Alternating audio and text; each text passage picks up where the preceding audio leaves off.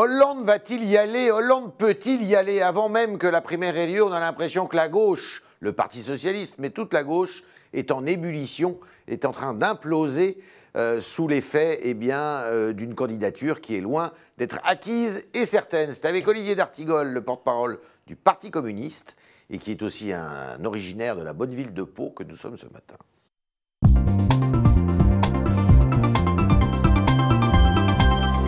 Olivier d'Artigol, bonjour. Bonjour. Alors, François Hollande, il y va? Il peut y aller? Je pense que l'animal politique veut y aller. Oui. On est passé de est-ce qu'il doit y aller, est-ce qu'il peut y aller. C'est quand même le résumé du fiasco de ce quinquennat, qui voit que pour la première fois sous la Ve République, un président sortant pourrait ne pas y aller. C'est un échec complet, ce quinquennat? Oui, c'est le récit permanent des renoncements, des trahisons, d'une politique de droite qui a échoué. Hollande est un homme de droite, en fait. La politique qu'il a menée est une politique de droite parce que, vous savez, Yves Frère, ça s'est passé comme ça, la crise politique de ce quinquennat. La politique qui est menée n'est pas celle qui avait été annoncée. Oui. Symbolisée par le pacte de responsabilité. Celle qui était annoncée, c'était le Bourget. C'était le discours du Bourget. Vous ne trouvez pas trace dans le discours du Bourget du pacte de responsabilité, du CICE. Mais la politique qui a remplacé ces annonces a échoué sur d'abord une première annonce, le chômage. Sur la présidence exemplaire. Et c'est dû à quoi? C'est dû au caractère de l'intéressé ou c'est dû au fait qu'il n'ait pas de conviction, qu'il est... Je pense qu'il est resté le premier secrétaire du Parti socialiste. Je pense que la manière dont cuir de la politique. Je pense que la manière dont il s'est comporté alors qu'il avait annoncé une présidence de l'exemplarité, ça veut dire quoi devant deux journalistes? D'ouvrir le téléphone, de mettre l'écho pour discuter avec le Premier ministre grec? On est où? C'est indigne. Oui, il y a une forme, ça se termine, c'est passé du vaudeville, ça se termine dans quelque chose aujourd'hui qui glisse vers le pire. Parce qu'attention, cela alimente quand même la crise de la politique et les populismes. Bien sûr. L'appel lancé par Manuel Valls ce week-end, vous l'entendez? Est-ce qu'il vous paraît avoir une portée? Manuel Valls, c'est quand même le diviseur en chef. Ah bon? C'est lui qui a théorisé... C'est pas Hollande le diviseur, c'est Valls. Si, c'est les deux. C'est Dupont et Dupont. C'est Dupont et Dupont. Mais vous vous souvenez, Valls, c'est les deux gauches irréconciliables. Vous vous souvenez quand l'utilisation brutale du 49.3, c'est lui qui a pulvérisé, à commencer par la majorité de gauche à l'Assemblée nationale. Donc Valls ne peut pas rassembler derrière lui. Non, il est totalement... il n'est pas crédible pour aujourd'hui tenir ce discours. Et Royal, ça serait mieux? Ils sont comptables de ce qui s'est passé. Et Royal, ça serait mieux? Moi, je ne veux pas rentrer dans ce casting. Ce qui serait très bien, c'est que toute la gauche critique à ce fiasco, que toute la gauche qui s'est mobilisée contre la loi El Khomri travaille, se réunissent, cheminent pour aller vers une candidature commune qui pourrait figurer et gagner. On va parler de vous. À la seconde le PS est-il en train d'imploser? Je pense que la candidature Hollande était une candidature justement, non pas pour gagner la présidentielle, mais pour éviter l'implosion en plein vol avant les échéances de 2017. Et là, ça peut imploser donc? Oui, mais c'est une recomposition politique qui a eu lieu dans d'autres pays, qui est en train de se passer sous nos yeux. Et c'est plutôt une très bonne chose. Très bien. Parce qu'il ne faut pas oublier qu'il existe une gauche, une vraie gauche dans ce pays. Que vous voulez incarner. Le seul problème que nous voulons incarner avec d'autres. Mais le seul problème, c'est qu'elle est aujourd'hui trop divisée, trop dans la désunion. C'est Christian Paul qui parle, un socialiste, qui est réputé frondeur. Nous recevons positivement ta proposition, en parlant de Pierre Laurent, de rencontre selon des modalités à déterminer très prochainement. Est-ce que cette rencontre va avoir lieu et quand? Oui, elle a lieu le 3 novembre à Paris. À quel endroit? Le lieu précis n'est mais moi je veux savoir. Pas, mais dès que j'ai le nom rive gauche, rive droite? On va le faire sur une péniche. D'accord. Comme ça le 3 novembre, le jour du deuxième débat de la primaire. Oui, mais nous voulons vraiment... Pierre Laurent n'a cessé depuis le début de l'année de multiplier les propositions, les initiatives politiques pour permettre à toutes celles... On parle du format. Le format, il y aura qui dans cette réunion? Des politiques, des intellectuels, pas des sportifs, des intellectuels, il peut y avoir des sportifs, des syndicalistes. Non, mais quelle formation il y aura? Donc, le Parti communiste? Nous avons invité toutes celles et ceux, je répète, qui étaient de gauche et contre la loi El Khomri. Donc, les frondeurs ont répondu positivement. Europe Écologie Les Verts a répondu... Les frondeurs ne sont pas un parti, c'est des socialistes, donc. Oui, mais qui quand même représentent aujourd'hui quelque chose dans cette famille politique. Europe Écologie Les Verts. Europe Écologie Les Verts a répondu Jadot ou monsieur positivement. Madame Duflo? Non, mais là, en l'occurrence, c'est la direction d'Europe Écologie Les Verts, c'est donc Cormand. Oui, monsieur Cormand. On invite bien évidemment toutes les composantes du Front de Gauche, Clémentine Autain, d'autres dirigeants. Nous avons proposé, tendu la main, bien évidemment, à celui qui a été notre ancien candidat à l'élection présidentielle, à Jean-Luc Mélenchon. Mais maintenant, nous souhaitons une discussion positive, constructive avec la France Insoumise, qui est une nouvelle organisation. Qu'est-ce qui va se décider à ce jour-là? Mais ce qui est très important, c'est de maintenir entre nous d'abord des discussions, des échanges. Beaucoup, mais qu'est-ce que vous décidez? Pour ce qui concerne le Parti communiste français, on veut absolument éviter la catastrophe d'un second tour droite FN. Parce que ce n'est pas le remake de 2002. Ça ne serait pas une alternance banale. Ce qui se présente, si c'est ça, c'est on rentre dans quelque chose d'absolument dangereux. Plus haut dans les scores. Mais il faudrait pas. Mais aujourd'hui, dernier, vous savez, quand je vois certains qui se disent c'est pas mal. On est devant Hollande. Mais ça veut dire quoi être devant Hollande de 2 points quand Hollande est à 11, quand une candidature alternative est à 12, alors que Juppé est à 37% et Marine Le Pen à 29%. Pour ce qui concerne le Parti communiste français, nous ne voulons pas de cette situation-là. Le but de cette réunion et d'autres, c'est quand même de trouver peut-être une candidature commune à vous tous, non? Exact, c'est de maintenir à l'horizon politique hors primaire, mais que chacun fasse son cheminement. Bon, on respecte les décisions des uns et des autres. C'est le cas Europe Écologie Les Verts. La primaire socialiste se passera fin janvier. Pour ce qui concerne le Parti communiste français, nous allons faire un choix de candidature avant la fin de l'année. Mais ce que nous voulons, c'est que quand tout le monde aura fini avec son propre calendrier, est-ce qu'il ne sera pas temps de réfléchir à la situation? De faire des primaires en fait. Ce sera pas, oui, il faudra réfléchir à quelque chose qui peut permettre de ne pas renoncer à une idée assez simple, la qualification pour le second tour d'élection présidentielle d'une vraie candidature de gauche. Oui. Et alors, dans le cadre de votre propre réflexion au Parti communiste, qui pourrait porter le flambeau dans un premier temps, donc d'ici à la fin du mois de décembre? Pour l'instant, ça ne vous a pas échappé, le Parti communiste français est le seul à avoir eu la sagesse de ne pas rajouter un candidat à la foule de candidats. Vous dites que vous allez choisir. À la foule de candidats. Donc, pour ce qui concerne le Parti communiste français, ça sera ou un soutien sans ralliement à la France Insoumise, à la candidature de Jean-Luc Mélenchon, avec qui on partage encore beaucoup. C'est pas encore évacué, et pour lequel, non, bien sûr que non. Et pour lequel il y a du débat politique, mais sur des sujets sérieux. Il peut y avoir une candidature issue des rangs du Parti communiste français pour porter cette démarche de rassemblement. Ou d'autres, non. Mais il peut y avoir d'autres noms. Vous savez, les communistes ont des personnalités qui ont mené des combats au cours des 5 dernières années très fortes. Comment vous pouvez encore vous entendre avec Jean-Luc Mélenchon alors que c'est quand même très tendu entre vous? Parce que, oui, mais il faut... Qu'est-ce que vous lui demanderiez pour que ça soit possible? Non, d'abord, on a des choses... Jean-Luc, que fais-tu pour qu'on puisse venir avec toi? Déjà, il y a des choses, des batailles communes, des valeurs importantes issues du front de gauche, d'une expérience très positive, ça reste. Jean-Luc Mélenchon a pris la décision d'aller vers une nouvelle forme d'organisation, la France Insoumise. Il faut donc qu'on normalise les relations entre le Parti communiste français et la France Insoumise.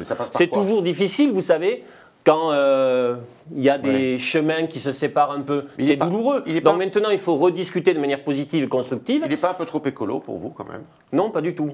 Parti communiste. Sur le nucléaire, vous êtes complètement d'accord maintenant? Mais nous, on est pour un mix énergétique. Discutons-en. Je n'ai pas le sentiment que, comme ça s'est passé en Allemagne, je n'ai pas l'impression que concernant les objectifs de la COP21 et de la réduction du carbone, ça soit une expérience positive. Il peut y avoir du débat entre nous, mais ce sont des débats très importants, très passionnants pour l'avenir de la France et de la gauche.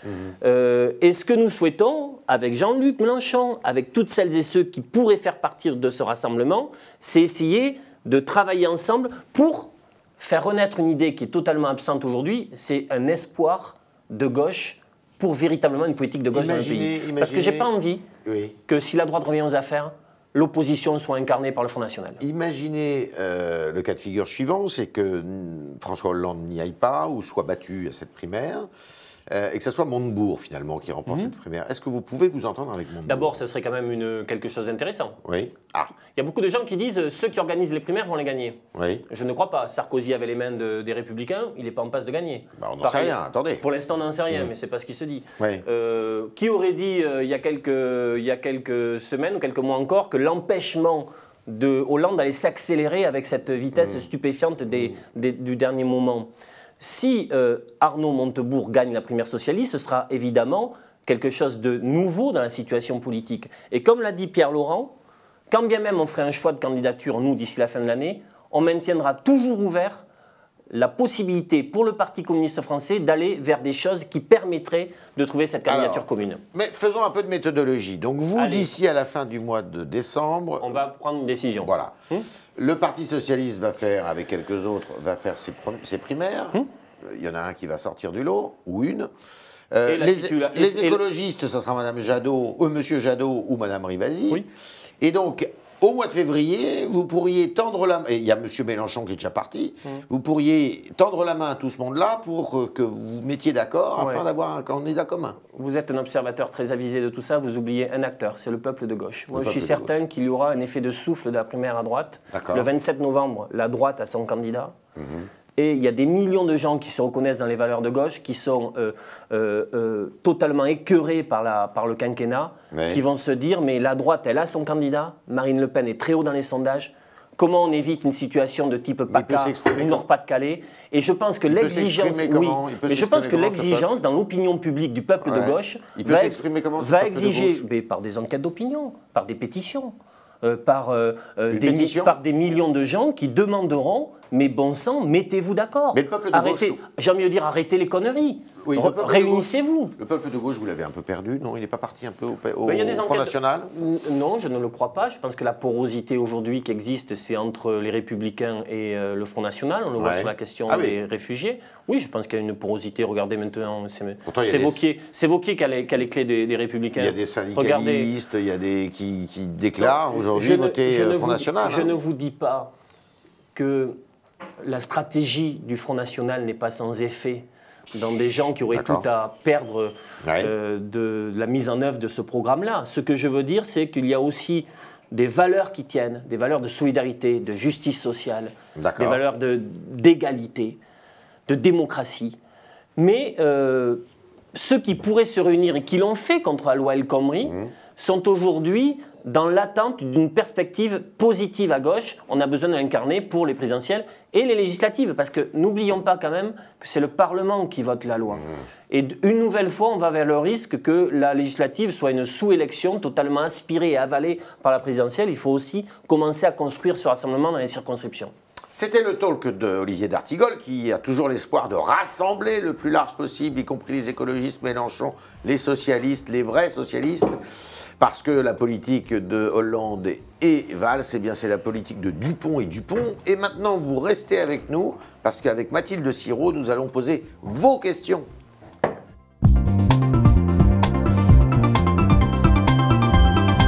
Bonjour Mathilde. Bonjour Yves, bonjour Olivier d'Artigol. Alors ce matin, il y a une question que tous les internautes se posent. C'est en réaction à la bourde de Jean-François Copé ce matin. Olivier d'Artigol, combien coûte un pain au chocolat ? À Pau, il doit être à 1 €. Quand je suis à la gare, il est un peu moins cher, à 80 centimes. Mais sur Paris, c'est un peu plus cher. C'est 1,20 € à peu près ou 1,30 €. La vie est plus chère à Paris. Oui. Ça vous fait réagir que Jean-François Copé ne connaisse pas le prix du pain au chocolat? Il a dit que c'était entre 10 et 15 centimes d'euros. Il fallait interroger sur les pains au raisin. C'est le même prix d'ailleurs. Hein. Oui. Une autre question. Non mais c'est un peu. Est-ce que c'est significatif d'une déconnexion selon vous entre les représentants, les politiques et les Français? Oui, mais bon, passons. Oui. Un mot sur Calais ce matin, le démantèlement de la jungle. C'est d'abord une pensée pour ces femmes et ces hommes, pour des mineurs qui partent. Il fallait le faire, il fallait démontrer. Oui, bien sûr, c'était indigne. Et c'est plutôt bien fait, c'est pas fini. Là, ce que je vois, c'est que ça se passe plutôt correctement. Vous savez, dans un pays de plus de 66 millions d'habitants, on est quand même capable de trouver des conditions décentes pour 6 000 à 8 000 réfugiés. Je pense au travail formidable fait par les bénévoles associatifs. Et puis, bien sûr, au-dessus de tout ça, il y a les milliers de morts au fond de la Méditerranée. Mais beaucoup craignent qu'ils reviennent finalement à Calais.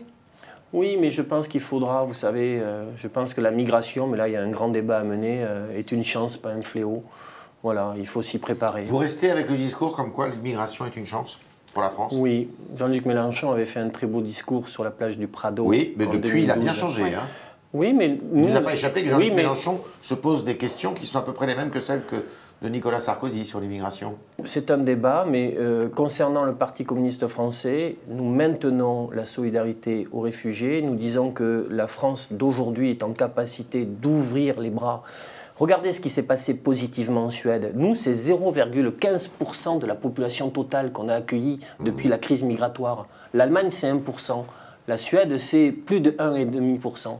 Et il y a eu une expérience positive en Suède. Je vous invite à lire un très bel article dans l'UMA aujourd'hui qui décrit ça, et un bel article dans le Figaro qui montre qu'une petite commune de Lod, si ma mémoire est bonne, accueille magnifiquement des réfugiés. Et vous n'avez pas conscience aussi que le problème de l'immigration a pu faire fuir une partie de votre électorat vers le Front National, précisément? J'en ai parfaitement conscience, mais j'ai confiance aussi dans le fait que les valeurs de solidarité, d'humanité, l'emporteront au final, parce qu'il faut un peu de discernement. On est devant des choses très complexes et où il se joue aussi des choses très dures entre des gens qui sont attaqués par la crise économique et qui voient l'arrivée des réfugiés comme une nouvelle menace.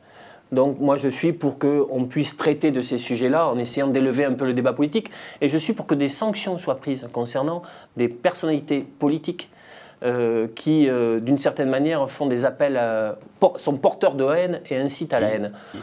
Or, Robert Ménard à Béziers, l'affiche est insupportable. Le responsable des Républicains aujourd'hui, Laurent Wauquiez, qui organise ça. Je pense qu'il faut véritablement que la justice suive de près leurs déclarations sur la dernière période.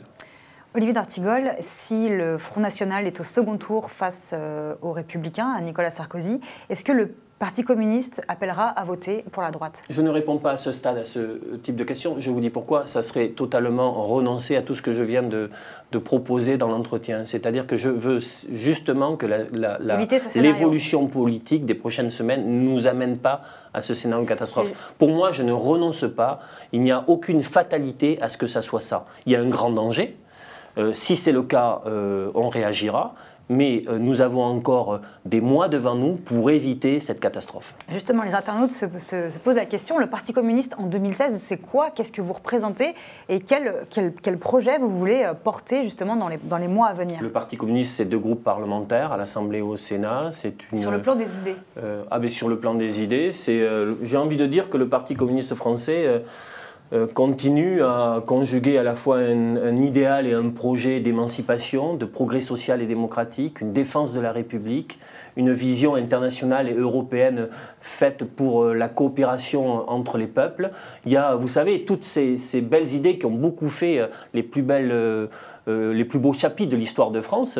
Vous n'avez pas changé depuis des décennies. Mais bien sûr, on a le Parti communiste français, j'en discutais tout à l'heure avec Frère, le Parti communiste français a par exemple beaucoup avancé sur la dernière période sur des enjeux environnementaux, voilà, qu'on ne nous connaissait pas il y a quelque temps là-dessus. Oui, mais bien évidemment que tout le monde a dû... voilà, et nous avons fait un certain nombre de... Nous portons aujourd'hui, par exemple, je regrette que ce ne soit pas développé dans les grands médias, nous portons aujourd'hui un projet pour la réindustrialisation de notre pays avec un nouveau mode de développement qui a été travaillé depuis des années. Jean-Luc Mélenchon, quand il dit qu'il n'aura pas les signatures, les 500 signatures pour se présenter, c'est du bluff? Non, je ne sais pas, je pense que... nous, on souhaite vraiment une discussion positive et constructive avec une nouvelle organisation qui est la France Insoumise.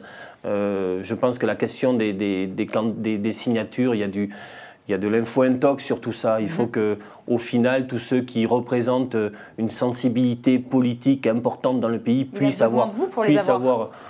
Oui, mais ça, vous savez, le Parti communiste français a décidé d'une démarche et d'un calendrier. Donc cette question-là se posera en son temps quand les communistes, par le vote, auront pris leur décision. Alors il y a beaucoup de questions. Alors le pain au chocolat fait un malheur, évidemment. Non, il y en a quelqu'un qui dit, là, Marie-Hélène Busque-Tiloka, qui dit le Parti communiste a frappé sur les rapatriés d'Algérie en 62 et maintenant ils défendent les migrants. C'est rude, ça. Ouais, c'est rude. Bon, enfin, on était avec ceux de Charonne, on était contre le préfet Papon, on a mené des combats au moment de la décolonisation très forts. Et vous vous souvenez des bulldozers de Georges Marchais, quand même, avec la préférence nationale? Je me souviens de tout, je prends tout. Ouais. Les moments heureux et les moments plus désagréables. Il y a eu des moments malheureux au Parti communiste, quand même. Oui, mais comme dans toute famille, comme dans tout collectif. Mais je prends toute cette histoire et je suis fier de ce qu'on a porté pendant des années concernant la solidarité aux plus démunis, aux plus faibles. Dernière question, Mathilde. Je sais plus ce qu'ils sont en train de raconter sur le pain au chocolat encore sur Internet. Ça va sur le pain au chocolat. Je crois que vous avez bien répondu, mais ça fait en tout cas beaucoup réagir les déclarations ce matin. Et beaucoup de dépit vis-à-vis du communisme et de l'échec. Il y a Florence Bouine qui nous dit finalement, le seul vrai pays communiste qui reste, c'est la Corée du Nord. Non, c'est faux.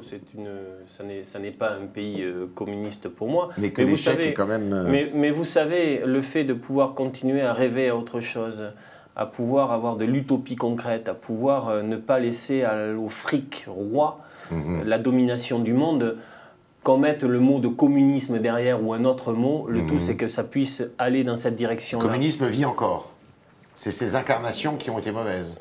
Oui, ces incarnations très certainement, des expériences historiques aussi. Ouais. Mais enfin, est-ce que l'idée que notre monde est possible, que notre société est possible... C'est ça que vous voulez porter. Oui, bien évidemment, mais tous les jours on peut se le dire. Alors après que des personnes y mettent un autre mot, un autre nom, je n'ai pas là-dessus d'avis personnel. Pour moi, le Parti communiste français a, sur la période qui vient, un rôle important à jouer dans la recomposition à gauche. Et le mot communisme doit rester. On a pris cette décision il y a quelque temps, on ne va pas y revenir dessus. Vous savez, les partis communistes qui ont changé de nom dans d'autres pays européens, ça ne leur a pas toujours apporté un très grand succès. Pensez à l'Italie notamment. C'était les réponses d'Olivier d'Artigol à vos questions, chers internautes. Et on vous dit à demain avec Mathilde. À demain, Yves. Merci.